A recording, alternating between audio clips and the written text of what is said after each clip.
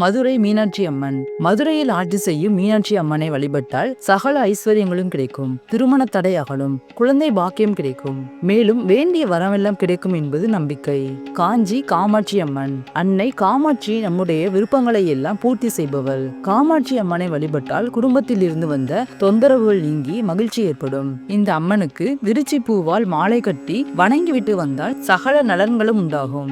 இருக்கன்குடி மாரியம்மன். விருதுநகர் மாவட்டம் இருக்கன்குடியில் உள்ள மாரியம்மனை வழிபட்டால் தீராத வயிற்று வலி, கைகால் வலி ஆகியவை குணமாகும். கண் நோய் உள்ளவர்கள் தேவிக்கு அபிஷேகம் செய்த நீரால் கண்களை கழுவ நோய் நீங்குகிறது என்பது நம்பிக்கை. சமயபுரம் மாரியம்மன். திருச்சிராப்பள்ளியிலிருந்து 17 கிலோமீட்டர் தொலைவில் உள்ளது சமயபுரம் மாரியம்மன் கோவில். ஆதி பராசக்தியாக இருக்கும் சமயபுரம் மாரியம்மனுக்கு மகமாயி என்ற இன்னொரு பெயரும் உண்டு. இந்த அமாவாசை பௌர்ணமி நாட்களில் கோவில் வளாகத்தில் காலையில் புனித நீராடி அம்மனை வழிபட்டு சென்றால் நினைத்த காரியம் கைகூடும் என்பது ஐதீகம். பெக்காளி அம்மன். பெக்காளி அம்மன் பக்தியுடன் வேண்டுவோரது குறைகளை தீர்ப்பவள்.